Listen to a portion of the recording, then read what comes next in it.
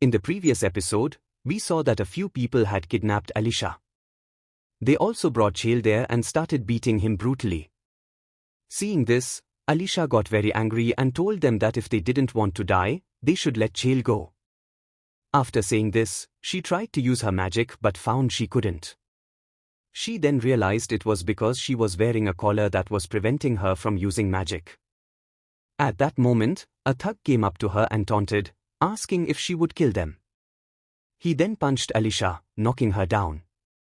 Chael, seeing this, told her to leave him and escape, informing her that this was the north side of the school. But before he could finish, the thugs started beating him badly, saying that he was useless to them since he couldn't provide them any money, and that they might as well kill him.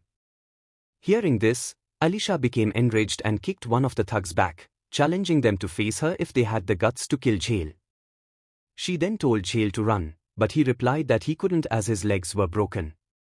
Hearing this, Alicia felt helpless. The other two thugs then mocked their injured partner, calling him pathetic for losing to a girl and telling him to get up and capture her. The thug attempted to catch Alicia but was again knocked down by her kick. Then another thug attacked her with a sword, but Alicia dodged and noticed some knives lying behind her. She used one of the knives to cut herself free and declared she wouldn't die nor let Chael die.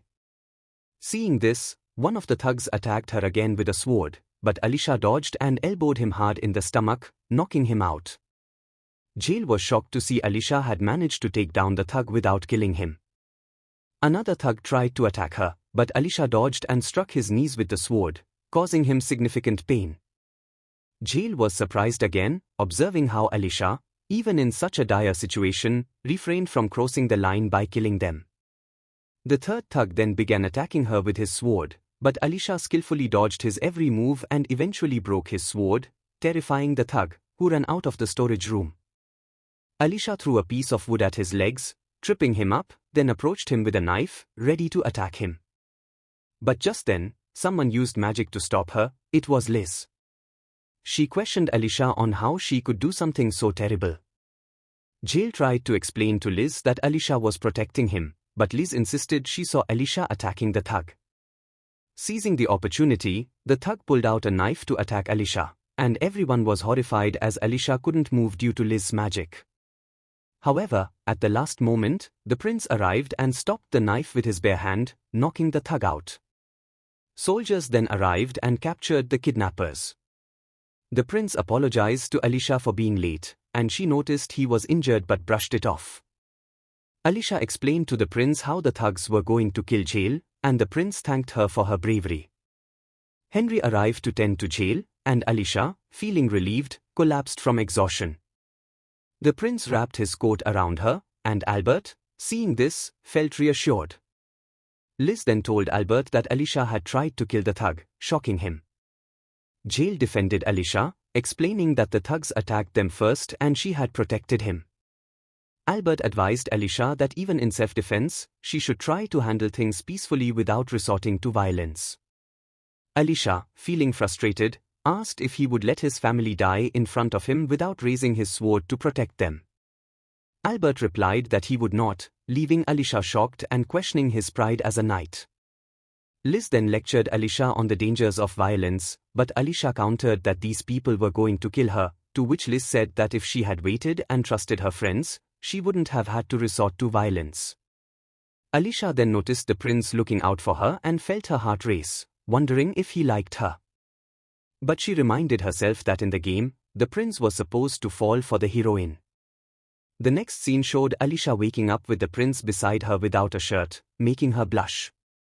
She was flustered and tried to figure out what she should do, with conflicting thoughts on whether she should try to win the prince over for herself or let things happen as they should. Just then, the prince started waking up, and Alicia tried to quietly leave the room. The prince wakes up and asks Alicia to give him her pendant, saying, "Look, the kidnappers had stolen it, but I managed to get it back. Let me put it on for you." Hearing this, Alicia steps forward, and the prince begins putting the locket on her. Just then, he decides to take advantage of the moment and leans in to kiss Alicia. Alicia, also caught up in the moment, seems ready to go along. However, just then, Jill enters and asks Alicia if she's awake. Embarrassed, Alicia quickly pushes the prince away. Henry arrives and tells the prince, "I don't mind if you are developing a relationship with my sister, but at least get her permission." The prince replies, "But I didn't touch Alicia." Jill then notices and says, "Then why aren't you wearing a shirt?" The prince doesn't have an answer. In the next scene, everyone is sitting together. Alicia asks Jill if he's okay, to which he replies that Henry has healed him and also healed her and the prince. Henry mentions that Alicia looked exhausted, so it was fortunate that she regained consciousness on time, otherwise, who knows what the prince would have done. Hearing this, both the prince and Alicia feel very awkward. Jill then shows Alicia his broken tooth and asks if she can fix it with magic. She replies that she can't, so Jill asks if he can keep it, saying he's heard that teeth hold memories, and he wants to remember this day, even though it was frustrating for him to feel so weak and unable to help her.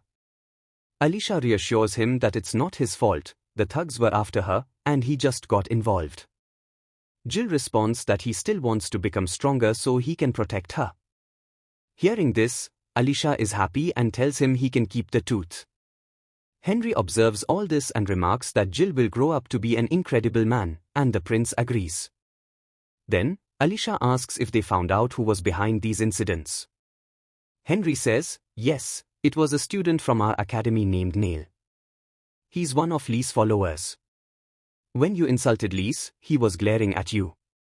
Hearing this, Alicia becomes enraged and declares she won't let him get away with trying to mess with her. But Henry says, the prince has already taken care of him, and the royal family has punished his entire family. The prince then speculates that his father, the king, might have been involved in this incident, suggesting that he might have wanted Lise to handle the situation as a way to train her as the saint. Alicia is shocked to hear this and says, "So, are you saying the king ordered this?" The prince explains that he suspects the king arranged for an observer to inform Lise of Alicia's whereabouts, hoping it would help her grow as a saint. Jill gets angry and asks if the saint role is really that important. Alicia replies, "Yes, because legends say the saint will save the kingdom, and I am the perfect test for Lise to prove herself." Feeling awkward about everything, Alicia reflects that the prince is likely destined to marry Lise, as the saint must marry the prince for a happy ending, even if he likes her. But the prince, looking at Alicia, says he's not interested in destiny, he's already chosen his own path.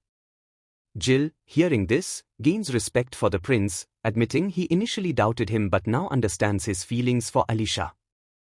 The prince asks if this means he has earned Jill's favor, to which Jill replies affirmatively, though he jokes that he's just a commoner, so shouldn't the prince punish him for speaking so informally?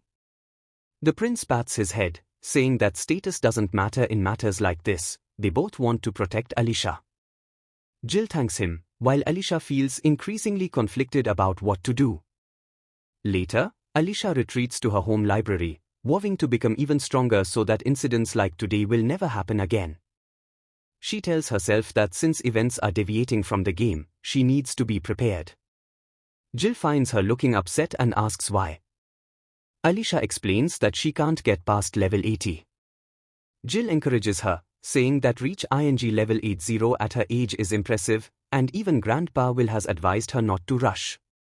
But Alicia insists that she can't be satisfied if she wants to be a true villainess.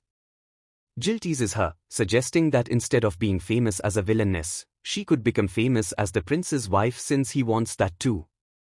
Alicia blushes and says she wants to be remembered for her own achievements, not just as someone's wife.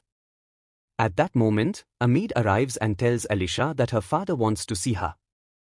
Her father informs her that she will no longer be Lise's watcher. Alicia protests, saying it's unfair since being a watcher was her ticket into the academy. Her father reassures her, saying that when she's 15, she can enroll normally and doesn't need to take so much on at her age. However, Alicia is determined to continue, pleading for one more chance. Her father reluctantly agrees but sets a condition: she must reach level 90. Though it's difficult, Alicia accepts, vowing not to back down. In the final scene, Alicia is seen training intensely to reach level 90 in a secluded area, And this is where the episode ends.